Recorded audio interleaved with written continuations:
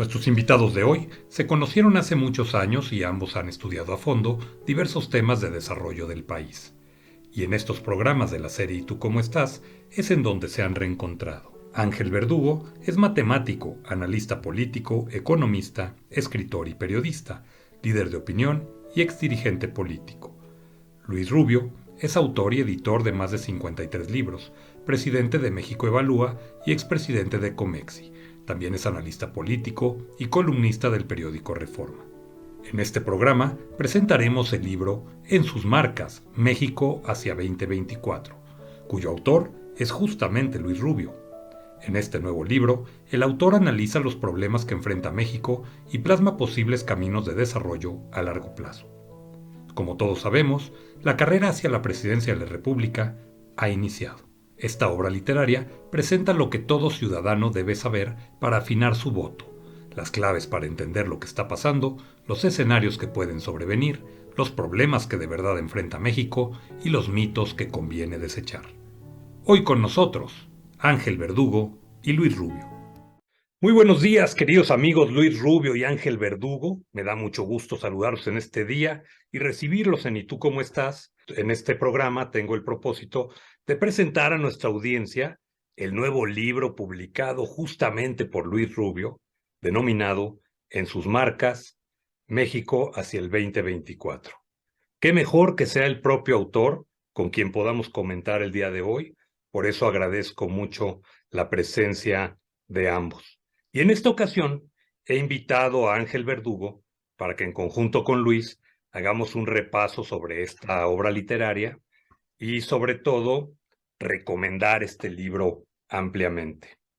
Teniendo pues a dos invitados de lujo, solo me permitiré dar a conocer a ustedes de qué se trata el libro en cuestión. Debo decirles que En sus marcas, México hacia el 2024, es un libro en donde Luis Rubio analiza los problemas que enfrenta México y plasma posibles caminos de desarrollo a largo plazo. Como todos sabemos, la carrera presidencial ya ha comenzado y sobre todo este libro presenta lo que todo ciudadano debe saber para afinar su voto, las claves para entender lo que está pasando y los escenarios que puedan sobrevenir, los problemas que realmente enfrenta México y los mitos que tendríamos que desechar. El libro se divide en dos partes y estas dos partes, en la primera está el análisis de por qué llegamos a donde hoy estamos. Y la segunda, una serie de propuestas de cómo enfocar, analizar y discutir los problemas que tiene el país. Ahora cederé la palabra de manera inicial a Luis Rubio para que de propia voz nos diga cuál fue su motivación para llevar a cabo esta obra y sobre todo lo que puede aportar a las personas que lo lean. Querido Luis, adelante, muy bienvenido. Muchas gracias, querido Julio. Es un placer estar contigo y con Ángel. Siempre es un foro extraordinario y les agradezco la oportunidad. A mí me motivó sobre todo lo que hago todos los días, que es tratar de entender dónde estamos y a dónde vamos. Esa es mi manera de ser, mi naturaleza. Y cuando lo puedo plasmar en papel, en blanco y negro, me aclara el panorama y me permite entender y tratar de explicar con quienes hablo, con quienes me hacen el favor de leerme, qué es lo que yo veo y cómo estamos avanzando en el país. Como dijiste, el libro tiene dos partes. La primera es un plasmar ese análisis, esa visión de qué es lo que está pasando en el país, por qué llegamos, por qué estamos donde estamos y cuáles son las posibilidades hacia adelante, sobre todo cuáles son las circunstancias que son, desde mi perspectiva, probables de aquí al fin del sexenio y que van a crear las condiciones en las cuales surgirá un nuevo gobierno en la segunda mitad del año próximo. La segunda parte del libro tiene un planteamiento de cuáles son los temas que hay que abordar. No son los únicos, pero me parece que son los centrales. Y lo que propongo ahí es una serie de líneas de pensamiento, la manera de enfocarlos, con un criterio central, y que lo hice absolutamente explícito a lo largo del libro, y es que México tiene disyuntiva, va a llegar a un momento en el que tiene que decidir si va a ser una autocracia, si va a ser una tiranía o si va a ser un país libre en el que prospere la población a partir de sus propias capacidades, es decir, una sociedad libre y con una economía de mercado. Nos hemos hecho tontos en este sentido por mucho tiempo y este sexenio ha llevado al país a forzar una definición y creo que esa definición tendrá que tener lugar el próximo año o con el próximo gobierno, esencialmente por una razón, porque van a quedar las cosas tan complicadas, porque vamos a tener una distorsión tan grande en las finanzas públicas, en el presupuesto gubernamental y en la relación entre la sociedad misma y con el gobierno, que el país tendrá que avanzar y definir cosas para que sea posible la prosperidad en el futuro.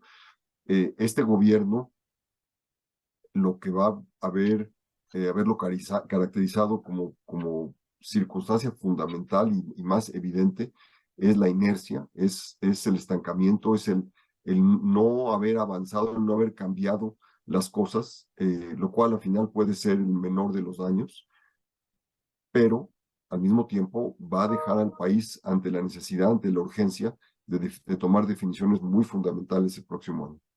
Muchas gracias, estimado Luis, y muy bienvenido. Gracias por ser tú mismo quien nos platique del libro. Y querido Ángel, hace unos días vimos y tan pronto nos saludamos, tu primer comentario fue mencionarme con agrado que ya estabas leyendo el libro de Luis y que en base a lo ya leído tenías reflexiones al respecto. Y como mi corazón no es bodega, mi querido Ángel, acordamos invitar a Luis para entablar un diálogo que nos llevara a despertar el interés por adentrarnos en la lectura del libro en cuestión. No omito señalar que amistad que no se ve reflejada en el deseo de aceptar participar en mi programa no sería amistad.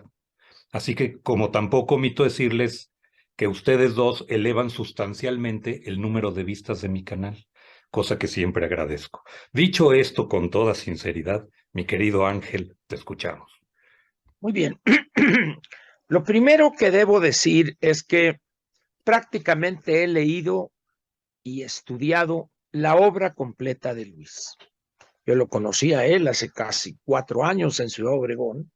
Posteriormente se vino la 40. negociación 40, y se vino la negociación del Tratado de Libre Comercio, donde Luis participó de manera activa. Y quizá los libros o las publicaciones más interesantes y profundas sobre lo que implicaba el tratado son ideas de Luis. Cuando yo leo que él, lo que afirma y dijo, la parte más importante o fundamental del tratado es que construyó seguridad jurídica, certidumbre jurídica para los inversionistas externos. Cuando yo les comentaba eso a amigos, no entendían eso. Hablaban de que las exportaciones, las importaciones, y que no, señores, seguridad, certidumbre jurídica. Después pasan los años, sigo lo que ha escrito, quizás sea él y un poco Carlos Elizondo, son los que más hablan del papel de la institucionalidad en nuestro país, las instituciones, el impacto, y también parando en el desierto ellos y yo atrás, empujando y viendo. Pero este libro me ha causado una sorpresa, primero positiva y luego una gran preocupación, Luis. Cuando yo leo el libro y le entro y de repente me encuentro con que Luis plantea hay que acabar con esos mitos de los últimos gobiernos y esencialmente yo lo traduzco así, y hay que decirle la verdad al ciudadano, en ese momento digo, cuidado con esto. Y me pongo a reflexionar sobre eso. ¿Qué significa en este país hoy decirle la verdad a la sociedad mexicana? Y ahí voy para atrás a ver qué gobernantes, qué discursos, quiénes se habían atrevido en momentos críticos de la historia de sus países a decir la verdad. Y llego al discurso de Winston Churchill en la Casa de los Comunes en mayo de 1940. la invasión de Francia por parte de la Alemania nazi, ya tenían la República Checa, Polonia, invadieron Austria, Holanda, etcétera, etcétera. Y esa frase de Winston Churchill, después de casi de emergencia que lo llama el rey y le dice, órale, a formar gobierno, y él le dice a la Cámara, como he dicho a los ministros que se han unido a este gobierno, no puedo ofrecer otra cosa más que sangre, esfuerzo, sudor y lágrimas. Y casi 5 años después, casi exactos, porque este discurso fue el 13 de mayo de 1940, el 8 de mayo de 1945, los mariscales y generales nazis estaban bajando sus banderas y sus banderines de sus divisiones y regimientos ante la comandancia de las fuerzas aliadas. Eso que hizo Churchill fue un parteaguas en el estado de ánimo que privaba en el Reino Unido. ¿Y cómo lo hizo? Dijo la verdad. Y eso es lo que más me ha impactado del libro de Luis. La necesidad, el imperativo que tenemos hoy, al margen de lo que planteé en la segunda parte, o sea, para mí, el gran mérito de este libro es decirnos en lenguaje coloquial, señores, por favor, dejémonos ya de hacernos tontos. Hay que hablarnos con la verdad. El país, y no es solo, como lo aclara él perfectamente, no es solo un problema de este gobierno.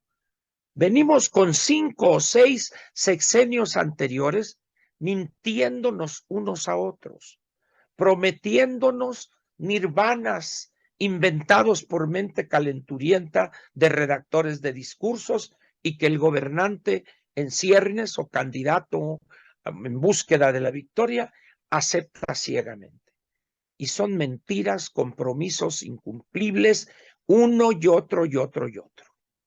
Durante los últimos 30, 40 o quizás 50 años, a partir de la llegada del presidente Echeverría, ha sido una constante en nuestro país. La mentira, el engaño y lo peor, lo que más me preocupa en relación con este libro de Luis es la actitud del ciudadano. Yo soy de los que he repetido una y otra vez que la relación entre el gobernante, los funcionarios, los políticos, los candidatos y el ciudadano se resume en aquel bolero que hizo muy popular el Pirulí, de Armando Domínguez, el chamaco Domínguez, que dice, miénteme más que me hace tu maldad feliz. Voy viviendo ya de tus mentiras. Y yo creo que el mérito de Luis es, señores, ya no se podrá vivir con más mentiras. Y eso me lleva a plantear una pregunta a ti y a él. ¿Es posible que nuestra clase política se atreva este 2024 a decirle, aunque sea un porcentaje de todo su discurso, el 20, el 30, el 40, no sé qué porcentaje, hablarle con la cruda verdad que es México hoy y que nosotros lo hemos hecho solos? No hemos necesitado ni al Fondo Monetario, ni a la OECD, ni al Banco Mundial. Este desastre, esta tragedia, esta sucesión de decenios de mentirnos unos a otros, los hemos hecho nosotros solitos. Para mí, este es quizá el libro que definirá la obra analítica sobre la realidad del país de Luis Rubio. Luis, si me permites nada más como para abonar a lo que ha comentado muy bien Ángel, hablas de este tema efectivamente, de lo que ha sucedido y de cuál ha sido el lenguaje y cuál ha sido en lo que hemos estado involucrados tantas décadas. También hablas con claridad de las oportunidades que México ha perdido, al menos 3 oportunidades fundamentales en hacer un proyecto de crecimiento y transformación. Hablas de los 90 con el Tratado de Libre Comercio, si mal no recuerdo, de la crisis del 95, y hablas del conflicto, pues, la última oportunidad que se nos puede ir o se nos está yendo respecto a la oportunidad derivada por el conflicto Estados Unidos-China y la oportunidad de atraer inversiones. ¿A través de qué? Pues de garantizar lo que bien Ángel ha dicho: Estado de Derecho, realidad y Estado de Derecho, y Estado de Derecho, y Estado de Derecho, no hay de otra. Y por otro lado, también le dedicas una buena parte al tema de la libertad, Luis. Incluso me llamó la atención la cita de Catón con la que comienza el libro, en la cual pues, narra una etapa en la campaña de Madero, en la cual un reventador del porfiriato se le acerca y le dice: oiga, si tanto le preocupan los pobres, pues ¿por qué no reparten entre ellos su riqueza para que puedan comprar pan? Y lo que Madero responde, pues obviamente, el pueblo no tiene hambre de pan, tiene hambre de libertad. Sin libertad, sin libertades, incluso la de expresión, sin Estado de Derecho, Luis, ¿cómo llegar a este camino y este planteamiento que hace Ángel de reconquistar a un electorado capaz de discernir, pero partiendo de una verdad? Bueno, Ángel, gracias por tus amables palabras. Yo creo que lo que Ángel plantea y lo que tú dices, Julio, toca el corazón de lo que tiene el país frente a sí. Y es que la verdad es que como país la hemos tenido muy fácil, más bien el gobierno o los gobiernos de las últimas décadas la han tenido muy fácil porque hubo esas dos circunstancias que yo mencioné en el libro. Uno es la frontera eh, cercana, que permitía, por una parte, atraer inversiones y con el tratado darles certidumbre jurídica, y por lo tanto, pues no había que hacer mucho con simplemente abrir las puertas, que es lo que implicaba el tratado. Las inversiones venían y eso generaba exportaciones, y las exportaciones generaban ingresos, y con eso el país funcionaba. Y por otra parte, la frontera también permitía, con todos los conflictos migratorios que hemos tenido a lo largo del tiempo, permitía que una cantidad creciente de mexicanos viviera en Estados Unidos y enviara remesas hacia México, que además han crecido de una manera notable y extraordinaria en los últimos 6, 7 años. Eso le permitió a los políticos no tomar el tipo de decisiones que el país necesita. Un país más distante, voy a hablar así, mucho más distante, como Corea, no tenía ese tipo de alternativas, tenía las mismas posibilidades que tenía México, y sin embargo tuvieron que afrontar la realidad de construir unas fuentes de certidumbre internas que no dependían de la buena voluntad de un vecino, porque no tienen un vecino benigno. Sus vecinos son, pues, es Corea del Norte, China, Rusia, son los que están en su vecindad. Y por muchos años un enemigo histórico que era Japón, con el que ya se empiezan a entender. Pero a lo que voy es que nuestro verdadero dilema es que en los gobiernos lo han tenido muy fácil y la población ha apoyado las salidas retóricas. No hay que olvidar esa encuesta que salió hace apenas un par de meses, que decía que el 58% de los mexicanos se asume como ciudadano, pero el 42% como pueblo. Y esa es la base del presidente, esa es la base que es manipulable, esa es la gente que ha votado por estos gobiernos, esa es la gente que... Recuerdo en 83, 84, cuando Miguel de la Madrid enfrentaba esa enorme crisis que había producido los gobiernos de los 70, y apareció un letrero, una de esas pintas en una barda en el sur de la ciudad, que decía, ya no queremos verdades, queremos promesas. Eso también es parte de la política, también es parte de la realidad que pues nos caracteriza. Sin los votantes que han puesto estos gobiernos, y esto es cierto en Estados Unidos y en Francia y en otros lugares, no nomás es México, no tendríamos estos gobiernos que prometen más de lo que son capaces de resolver. Sí hemos tenido algunos avances muy importantes en las últimas décadas, pero los déficits son más grandes. Ángel. Yo creo que aquí, bueno, solamente para la anécdota, para reforzar esto que dijo Luis de esa barda, también Abel Quesada, en su recuadro que era un editorial en Excelsior, aquel viejo Excelsior, cuando pasó el primer año del presidente López Portillo, que fueron verdades crudas, duras y la tonía económica, etcétera. Entonces puso a Abel Quesada: ya basta de verdades, presidente, una mentirita, por favor. Es decir, o sea, el mexicano ha sido educado, y esto quizá desde los años del cardenismo, para vivir de una ilusión. Eso nos alimenta. El siguiente, el que viene, y ahí vamos al meeting y acarreados y todo. Sin embargo, una de las grandes ventajas o logros de la apertura fue que más temprano que tarde, ese país que se abre y se incorpora a la globalidad, que solamente una parte lo logra. Luis, por ejemplo, ha sido el que más ha insistido en esas dos velocidades.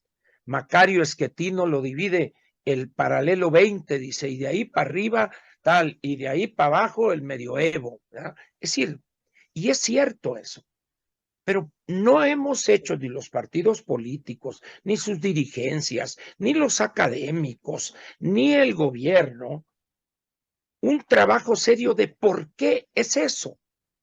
¿Por qué no hemos buscado reproducir, por supuesto, guardando las debidas proporciones y las realidades y las especificidades de cada región? Bueno, pues vamos a hacer que aquello se reproduzca también en el sureste o en el sur o en el centro, para que podamos, en todo caso, generar un menor desequilibrio regional. Sin embargo, nos hemos dedicado a dejar que el norte o una parte del Bajío se integre con el esfuerzo de empresarios, de algunos gobiernos locales, a la globalidad, y que se rasquen con sus uñas como debe de ser de verdaderos empresarios. Y mientras yo me encargo de mantener primero aquella gran reserva electoral que poco a poco se fue agotando, ese voto verde campesino fundamentalmente, al grado tal de que ahorita tenemos estados como Oaxaca, que el 98% de el gasto público estatal proviene del gobierno federal. Y Chiapas no anda muy lejos de eso. Mientras tenemos en el norte niveles donde la aportación en participaciones y aportaciones 85, 88 o un poco menos en algunos casos, pero con un dinamismo, con una calidad de vida, con un número de años de educación, y esto genera un círculo virtuoso. De repente tenemos un grupo de empresarios chinos que llegan a Monterrey, donde apenas está el proyecto de un parque industrial, y le dicen: ¿cuántas hectáreas tiene usted? 300, te las compro. El nuevo parque industrial Shoshan o alguna cosa que se llama, y los señores se encargan de traer sus empresas chinas, y ahí está un parque que antes de que pusieran agua potable del Ángel ya estaba vendido. Es decir, ¿a qué se debe eso? ¿Por qué los candidatos de los gobiernos o los siguientes de Oaxaca, Guerrero, Michoacán, Chiapas, etcétera? Oye, ¿cómo le hicieron aquellos? En vez de ir a promover allá y que vamos a Europa y vamos a Alemania, vayan a Monterrey, vayan a Chihuahua, vayan a Saltillo, a Musquis, a Tijuana, Mexicali, Hermosillo, porque ahí está, pero cerquita, pues. Estamos pues ante una situación donde preferimos seguir alimentando aquella ilusión, nomás que tenemos que darle una pintadita, un poco como después del 85, que se vendía pintura antisísmica. Así estaba el anuncio, que lo que hacía esta le echaban algún plástico, alguna resina, y pintaba, y se cubría la grieta en la pared. Esa era la pintura antisísmica. Así estamos todavía, pero la gran ventaja de la globalidad y de la apertura económica es que nos desnuda, nos exhibe tal cual somos. Quizá la globalidad y la apertura sea, como en el famoso cuento infantil, el rey va desnudo. Así estamos. Y el norte creciendo atrayendo inversiones, mejorando, estableciendo nuevas reglas, incluso en la política, y el sur o el centro sur o el sureste atrasándose más. Y eso, cuidado, porque es también un grave problema político. Porque yo como gobernante demagógico, ¿qué hago? Tomo a esos atrasados y en vez de reconocer mis faltas, de que no hice lo que debía haber hecho, se las lanzo a los fifíes, a los conservadores, a los neoliberales de ese norte del país. Y eso es también un gran peligro. Pero planteando el problema de la libertad. El problema de la libertad en un país como el nuestro está íntimamente ligado con el problema de la violencia criminal sin control. Ciudad que tomen ustedes del norte o del Bajío, la gente tiene miedo de salir a la calle, es decir, ha perdido libertad. Tienen miedo de iniciar un pequeño negocio porque han perdido la libertad de emprender. ¿Por qué? Porque antes que llegue el SAT va a llegar el malandro derecho de piso.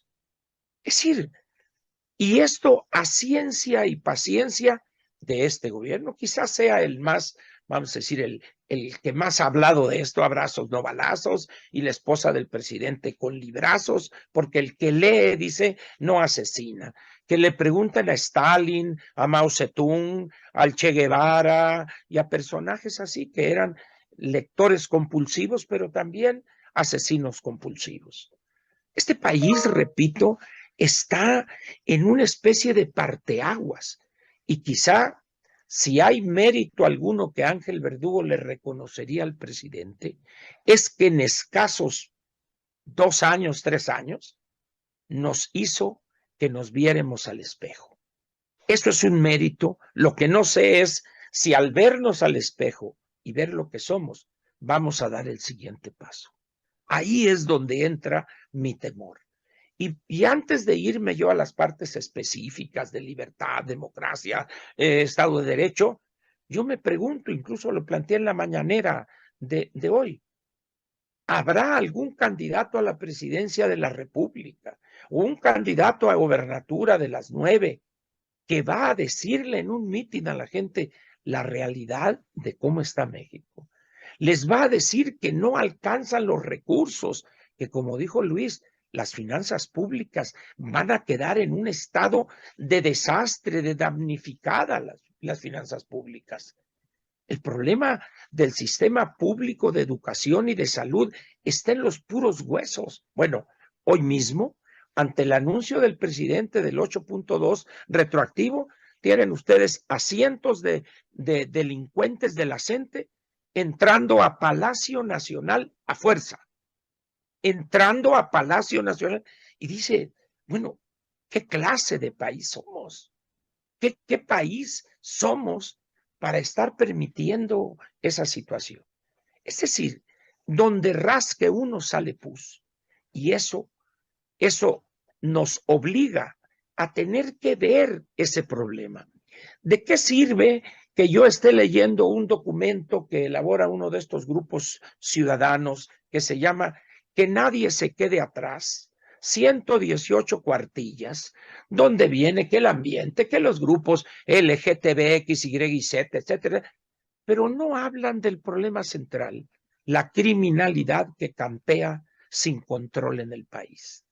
¿Cómo me voy yo a preocupar o a ocupar de aquello cuando vastas regiones del país están en manos de los criminales y que gozan de la impunidad de facto por parte del Estado mexicano? Por esa razón, para mí, repito, las primeras páginas de este libro es como una especie de shock.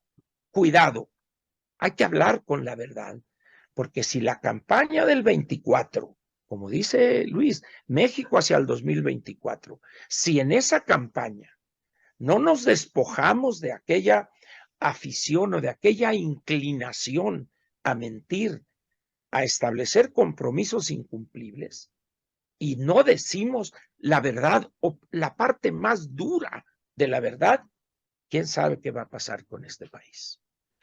Luis, ahí tú justamente en el libro haces un buen recorrido sobre estos temas que Ángel está mencionando. Nos hablas de las consecuencias del populismo, de los escenarios económicos reales del país, incluso te das a la tarea de graficar muchos ejemplos, que creo es la manera más fácil de poder entender las circunstancias.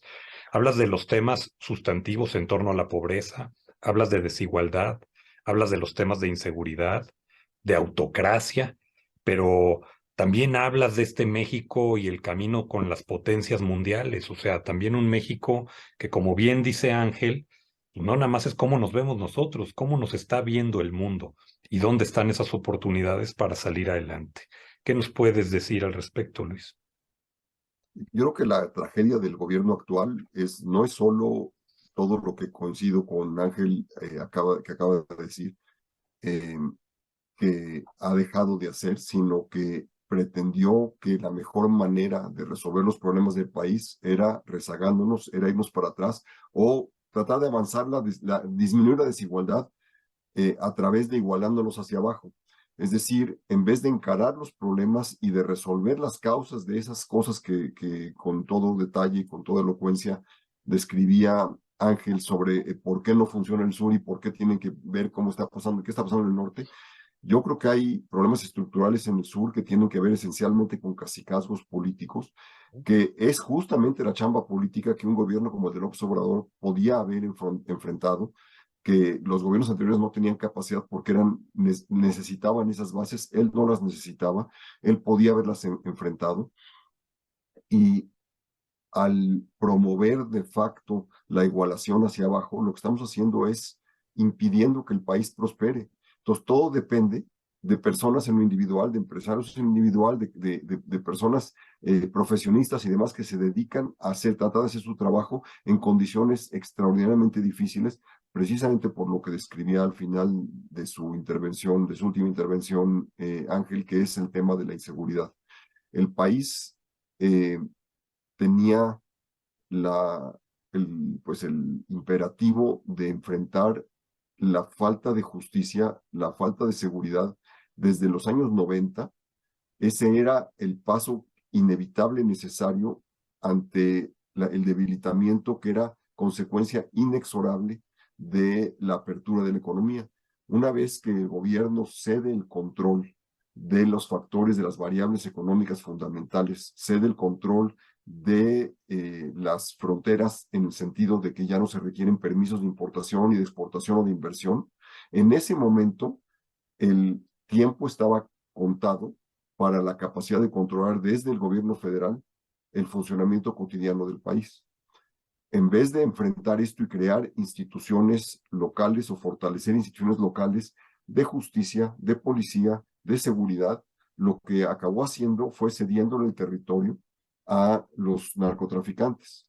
Nos tocó además la muy mala suerte de que este debilitamiento del gobierno federal, que tomó 15, 20 años, no fue una cosa inmediata ni instantánea, coincidió con el control que logró el gobierno colombiano sobre sus propias mafias de narcotraficantes, y eso fue lo que hizo que las mafias o los ex empleados de los colombianos tomaran control en el país, siendo mexicanos, tenían capacidad de moverse dentro del país de una manera que los colombianos jamás tuvieron, y además tenían un factor muy distinto. Los colombianos lo único que querían era llevar su producto a Estados Unidos. Los mexicanos tenían un arraigo territorial local, y así es como surgen los cárteles en su momento del Pacífico, del Golfo, etcétera, que son los que le han dado el carácter de la violencia que hoy en día impera en el país. El presidente actual pretende que se puede restaurar la capacidad del gobierno federal de controlar y de negociar con los narcos. Yo no creo que haya habido negociaciones nunca. Lo que hubo fue un gobierno muy poderoso que podía establecerle reglas a los traficantes. Hoy en día eso ya no existe. Y en vez de avanzar a la constitución de capacidad para la seguridad y la justicia en todo el país, lo que hemos hecho es cuidar unas cuantas caminos, unas cuantas carreteras, unos cuantos puntos de cruce fronterizo para asegurar que por lo menos lo que sí funciona, que son las exportaciones y las inversiones, no dejen de funcionar. De esta manera, hay una carretera que va de Monterrey a la frontera, a Laredo, que está muy cuidada, pero nos vamos por cualquier carretera unos cuantos metros a la derecha o a la izquierda y eso desaparece. Hay un tema que adviertes en el libro que tiene que ver con todo esto, y que es que el próximo gobierno tendrá el reto de construir un nuevo andamiaje institucional, incluso corregir el rumbo. Hablas del excesivo empoderamiento del ejército que ha tenido lugar en este sexenio, y también hablas de reconstruir pues las instituciones que han destruido la actual administración. También por ahí mencionabas en alguna de las páginas que ahora pues no nada más había que corregir lo que funcionaba mal antes del 2018, sino que ahora también hay que pues, enfrentar los costos y obsesiones que caracterizan al gobierno saliente. O sea, en pocas palabras, pues no, nada más estábamos mal, dijo aquel, ahora estamos peor. ¿Qué opinas, Ángel? La verdad es que cada, cada frase de Luis recuerdo una parte del libro y es un masazo. Es decir, y caigo en una situación, él, un hombre mucho más prudente y pausado, centrado que yo soy más impulsivo, quizá las feraces tierras del Valle del Yaqui así me hicieron, ¿verdad?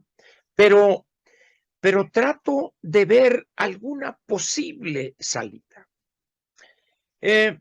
Yo he estudiado o he leído con detenimiento la epopeya de Singapur.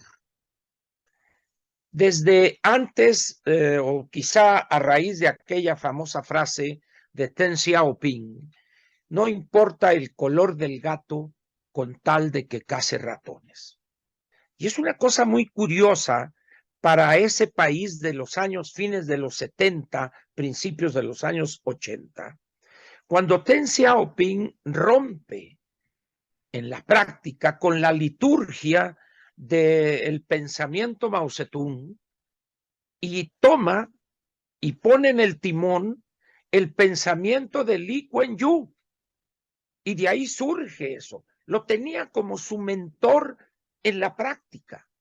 Y crearon algo, los chinos, que dijeron, señores, aquí hay que construir, hay que fabricar. Había 4 reglas: cantidad, rapidez, calidad y economía. O sea, había que producir mucho de todo, hacerlo rápido, y luego nos preocuparemos de la calidad y luego de los costos. Es decir, no importa el color del gato, nomás con que mate muchos ratones. ¿Por qué? Porque China estaba a un punto de la guerra civil, a un punto de la guerra civil. La revolución cultural la tuvo que parar el ejército con tanques en diferentes regiones de las provincias chinas. Se salió de control. Esa fue la gran locura del presidente Mao. Y vino todo, la banda de los 4, etcétera. ¿Y qué hace Deng Xiaoping? Da un manotazo y dijo algo que aquí nos ofende. Hacerse rico es grandioso, dijo. O sea, aquella visión que había de la humildad, de la pobreza, de solamente tener 2 uniformes tipo Mao al año. Nada, nada. Hacerse rico es grandioso. Es la frase de Deng Xiaoping que complementa la del gato. Y llegamos a Singapur. Quienes conozcan la historia de Singapur, alguien dirá, oye Ángel, pero es una ciudad-estado, que 5 millones de habitantes ahorita. No es un problema del tamaño, es un problema de la visión del gobernante. Cuando de repente le dice a Malasia, a la Unión Malaya, no con ustedes, ni a las canicas, ahorita Singapur depende incluso del agua potable de Malasia, el agua potable. Pero vean lo que ha hecho. ¿Por qué? Porque había una visión de futuro. Los gobiernos anteriores más o menos decían, y que vamos, quizá esto fue más claro a raíz del Telecán, pero llega este gobierno y ahí es donde causa el peor de los daños. Con esta, no la ha pronunciado el presidente, pero eso quiere decir con sus actos, el pasado es el mejor de los futuros. Una frase que les endilgó sabiamente Carlos Castillo Peraza a los priistas cuando estuvo en la campaña a la jefatura de gobierno. Es decir, el presidente se ha dedicado a generar un proceso, valga la cacofonía, de retroceso. Pero eso es imposible. Y ha inventado un pasado que nunca existió. El desarrollo estabilizador no fue como dice él. Es cuestión de leer un gran trabajo del doctor Francisco Gil Díaz, allá del 80 y tantos. Es decir, ese tipo de cosas, ¿por qué pegan en la población, en el ciudadano? Precisamente por eso que lo hemos acostumbrado a igualarnos hacia abajo. Eso es peligrosísimo, eso. Si el problema es, hay que jalarlos hacia arriba, como han hecho los países exitosos. El mundo hoy nos brinda decenas de casos exitosos. No es como en los años 50, donde Corea, Taiwán tuvieron que batallar para buscar el modelo. Ahorita a donde vayamos hay progreso, hay futuro, hay una visión de mejorar. Y los gobernantes entendieron eso y actúan en consecuencia. Aquí a donde vayas, te hablan de retroceso del pasado y te lo pintan como el paraíso terrenal. Por eso cuando dice Luis en su colaboración de Reforma de antier, empieza con un mazazo y dice, soñar con arribar al nirvana en un plazo récord es siempre grandioso. Claro, porque es como aquel que le dicen, mira, acabo de traer esta que es la Acapulco Golden, llégale y a viajar, pero pasa el efecto. Es lo que nos sucede. Entonces hay que crear otra frase, hay que crear otro eslogan, hay que prometer más y más hasta que llegue un momento en que la realidad nos da un manotazo y nos dice, señores, ya crezcan, ya maduren y pónganse a trabajar. Termino esta intervención con lo siguiente. El Excelsior sacó ayer una nota que nos pinta de cuerpo entero en lo que es nuestro sistema educativo. Un joven que se gradúa de ingeniero en sistemas, ingeniero de sistemas, va a una empresa a buscar trabajo, ¿verdad? Y en la que mejor le fue le ofrecían 12,000 pesos mensuales. Y dice él, el muchacho con una claridad, eso no se corresponde ni con la preparación que tengo, que adquirí, ni con los años de estudio a buscarle. Y encuentra que hay una oferta de la Embajada de Canadá para irse a trabajar en un rastro de pollos, que es uno de los trabajos que ni en Estados Unidos quieren las personas, vamos a decir, obreros. Por eso hay tanto mexicano o tanto ilegal en los rastros, y le van a pagar 56,000 pesos mensuales. Ese ingeniero de sistemas, no lo dice él, lo digo yo, a los 6 meses, si no es que antes, ese ingeniero va a estar trabajando en el área de sistemas de esa empresa. Van a ver. Ahorita, por ejemplo, estamos en Inglaterra, donde hay un problema con los despidos de las empresas técnicas y que los ingenieros, los desarrolladores de software, cuando en Estados Unidos, cruzando el Atlántico, están las compañías pidiendo una ampliación a las visas calificadas por el auge y por la capacidad que tiene la economía norteamericana de recuperar el crecimiento. Y eso para nosotros es sumamente peligroso. ¿Por qué? Porque los mejores jóvenes, los más calificados, se van a ir a Estados Unidos y o Canadá.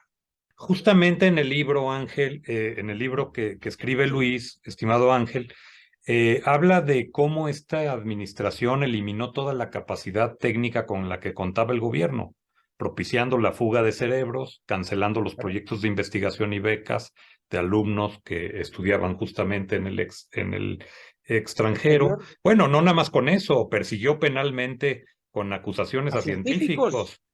Claro. Se distrajeron dineros gubernamentales hacia proyectos que no son rentables, sino que implican pérdidas sistemáticas. En fin, o sea, lo que estás diciendo, que Luis lo plasma muy bien, Luis, en este sentido, eh, vamos, es una realidad palpable lo que citas en el libro, pero sobre todo también aquí lo importante es, en la segunda parte del libro, mencionas áreas de oportunidad para México.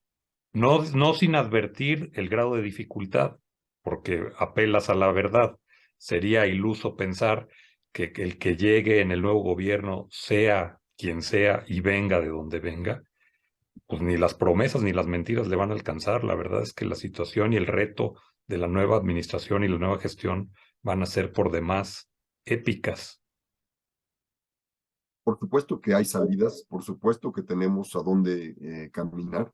El gobierno ha creado, el presidente ha creado este entorno, este ambiente en el cual todo parece que se depende de que Morena defina quién es su candidato y el futuro ya está definido y resuelto sin ninguna discusión mayor. Pero estamos todavía muchos meses, estamos a 12 meses de la elección próxima. Hay muchas cosas que están en condiciones verdaderamente paupérrimas o patéticas o ambas. Hay circunstancias en la seguridad pública, hay circunstancias en las relaciones con Estados Unidos, en la migración, en el tema de las drogas, hay temas en la economía, en el presupuesto y demás que ya mencioné antes. Es decir, todas estas cosas van a ir evolucionando, van a ir avanzando en el momento en el que el ciclo político va siendo más complejo porque por definición, por naturaleza, el proceso de cambio de gobierno ya va teniendo lugar y se va a acelerar en el momento que haya una definición de candidatos.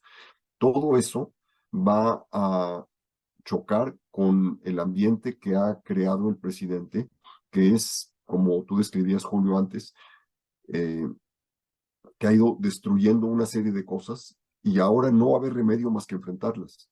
El presidente lo que ha hecho es forzar a la redefinición que va a tener que venir el próximo año. No se hace evitable, se pudo evitar en las transiciones anteriores porque todo parecía que se iba abonando a lo que ya existía, se le iba construyendo algo más, se iba resolviendo problemas sobre la plataforma que existía antes. Ya no hay eso, esa plataforma se ha ido desmontando porque estamos actuando como si el país fuera el país de los años 70, pero en un mundo que no tiene absolutamente nada que ver con eso. Esa facilidad que Ángel describe para que un joven se pueda ir a Canadá, eso no existía antes. Ese sistema de empleo para personas con esa disposición y esa capacidad y con esos ingresos no existía antes. Eh, el riesgo, desde luego, es que se vayan demasiados jóvenes y sobre todo los jóvenes más aviesos, más preparados, más inteligentes, más dispuestos a tomar riesgos y que entonces el futuro del país se quede condenado a las personas menos dispuestas a asumir la responsabilidad de que esto entrañe. Yo no tengo duda que quien llegue al gobierno, no por voluntad, sino porque no va a ser posible, va a tener que cambiar el rumbo, va a tener que cambiar el péndulo, como decían en la época priista, porque es insostenible lo que estamos viviendo. Por eso inicio, creo que es el segundo capítulo, con una frase ahí también lapidaria que dice, esto no puede más acabar mal, la pregunta es si va a ser mal o muy mal. Creo que eso es el punto de quiebre que va a obligar al próximo gobierno a cambiar el rumbo. De Morena o no de Morena, el próximo presidente va a tener que ser muy distinto al presidente actual, empezando porque no va a tener las propias circunstancias personales que caracterizan al presidente de hoy. Hay un tema, Luis, que también citas en el libro que hablas respecto a construir el futuro, pero entendiendo que la sociedad mexicana está dividida. Hablas de que la división es clara, que la sociedad en general puede observar no solo en redes sociales la polarización, es decir, hoy tú en redes sociales se te ocurre decir un comentario y puedes vivir o morir como en el Coliseo en fracción de segundos, más si es Twitter, por ejemplo, puedes acabar aniquilado en cuanto te atacan uno u otro bando. La sociedad está sumamente dividida. La pobreza y la desigualdad las citas tú muy claramente como un eje fundamental que nos sigue dividiendo y que pues, es un discurso también de división que se anima diario desde el púlpito presidencial. Eh, Ángel, yo aquí te quisiera comentar para ir cerrando. porque el tiempo nos va a ganar y finalmente vamos a tener que concluir en unos minutos, pero yo te diría, respecto a esta polarización, ¿no será uno de los principales retos del gobierno entrante reunificar al país? Creo yo, a manera personal, que de todos los daños que se han hecho, este es el mayor. Yo creo que todo lo demás se podría resolver, no fácilmente, pero reunificar al país nuevamente, volver a vernos entre mexicanos como lo que somos, como paisanos, como compatriotas, creo que va a costar mucho tiempo. ¿Qué opinas, Ángel? Muy bien. Antes de responder a tu pregunta, quiero agregar a algo que tú dijiste en relación con haber acabado con estos sistemas de apoyo para los jóvenes a irse a preparar al exterior. No solo le han cerrado la llave y han llegado con una visión precolombina de la ciencia, hazme el favor, sino que hay otra cosa que es a eso agregado más peligroso: denigrar el irse a calificar al extranjero, hacerlo objeto de burla, de desprecio. Es que van y aprenden malas mañas.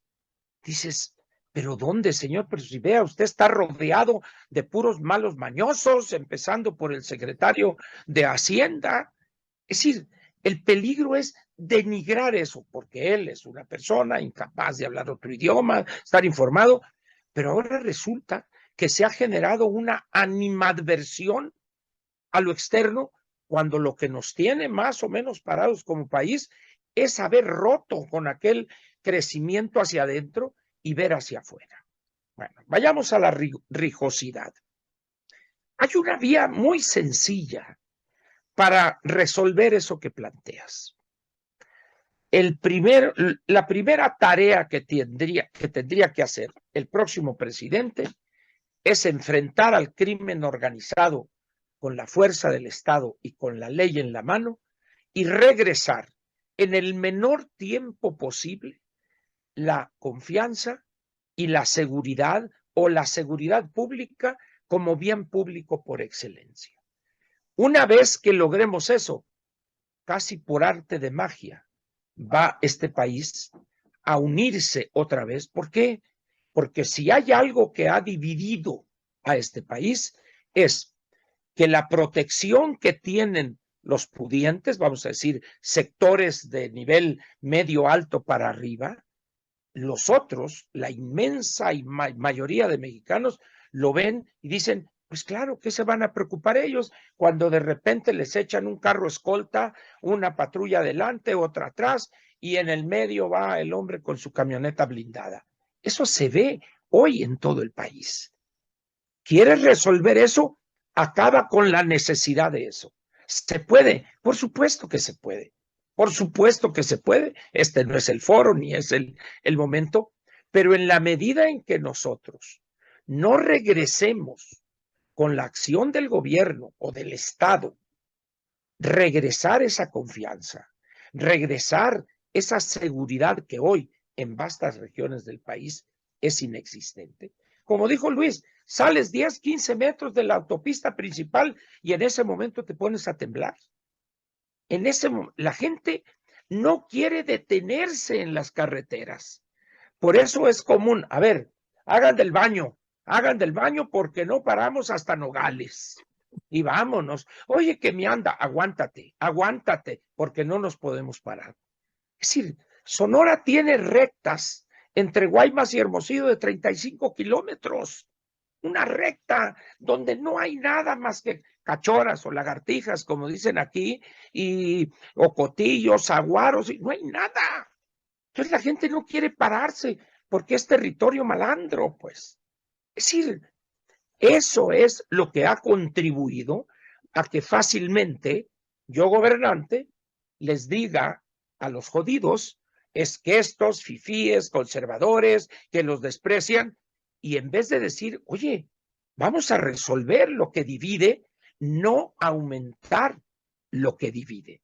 Y eso, pues nos tiene casi 50-50, y yo diría que es menor el porcentaje de los que se sienten seguros, creo que es menor del 50, y la rijosidad, la división, la la categorización de los otros es sumamente peligrosa, porque para que puedas tú regresar o reducir eso, tienes que tomar medidas extraordinarias, épicas, diría yo, porque de otra manera el siguiente gobierno va a recibir un país dividido en extremo, cuando lo que requiere para más o menos llegar y hacer un planteamiento es la unidad, la unión entre los mexicanos. Y eso va a tener que hacerlo, además, en un periodo increíblemente corto.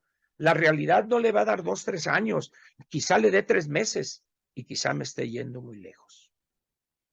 Luis, finalmente señalas que dentro del libro, en las conclusiones, que por muchas décadas el país ha evadido la urgencia de transformarse. Ya lo mencionábamos en algunos ejemplos, citas tres tres momentos fundamentales, pero también hablas de que ha perdido la oportunidad de construir una democracia integral y una economía pujante. Terminas diciendo que la sucesión del 2024 va a ser definitoria y me gustó mucho, muy sencillo lo plasmas, o vamos hacia adelante o vamos hacia atrás, vamos hacia el futuro o vamos hacia el ocaso. Entonces, pues ese es donde México se encuentra hoy. Mi querido Luis, ¿qué nos querrías dar como conclusión? Yo creo que el tema central del futuro, hablando de la rijosidad que mencionaba Ángel, es lo que me parece que es el argumento central que podría utilizar un gobierno futuro, es la obsesión por el crecimiento. Lo que hizo transformarse a China no fue la falta de oposición, la falta de dificultades, la falta pues de grupos que tenían otros intereses, de conflictos, de circunstancias de un tipo o de otro. Lo que hizo la diferencia en China fue que estuvieron dispuestos a romper todos los impedimentos, todos los obstáculos en aras de sacar adelante ese país de la pobreza en la que estaba. Y una vez que empieza todo el mundo a ver que esto está funcionando, que empieza a haber empleos, que empieza a haber oportunidades, a todo el mundo se le olvida que si eres fifí o si eres chairo, todo el mundo está viendo cómo soy partícipe de esa buena oportunidad, cómo logro que mi hijo o mi hija pueda entrar a la mejor escuela para que tenga una oportunidad de estar mejor de lo que estoy yo ahora. En ese momento, la educación, que es un espantoso fardo en nuestro país, en ese momento súbitamente va a ser evidente que tenemos que transformarla y cambiarla, porque no está produciendo las habilidades, las características, la formación que la gente necesita para ser creativa, para ser pues, un factor exitoso del mercado de trabajo. Entonces, si el próximo gobierno asume la obsesión por el crecimiento como su proyecto, el país puede ser otro en una década. Pero como dice Ángel, y coincido, esto no va a ser de meses, de años, esto va a ser de unos cuantos días en que tendrá que definirse. Muy bien, pues queridos amigos, les agradezco mucho que me hayan permitido presentar en este espacio tu libro, mi querido Luis, aquí lo tengo. Al revés, gracias por la oportunidad. En unas horas me lo voy a llevar a la... Cómprenlo, léanlo y reléanlo. No, y en unas horas me lo voy a llevar a la Muchas comida gracias. con ustedes para que Aquí le eches el también. autógrafo, mi querido Luis, porque pues muy leído, pero sin firma, pues no, hermano, pues yo necesito ahí el gancho. Así que muchísimas gracias, mi querido Ángel, muchas gracias por tu Gracias, hombre, y un tiempo. placer como siempre, y continuamos la plática al rato. Ahí nos vemos al ratón. Muchas gracias, mi querido Luis. Muchas Gracias por gracias. su tiempo, Luis. ambos. Buen Hasta día. pronto. Igual. Que tengan buen día. Gracias. Muchas gracias. Hasta luego. Hasta luego.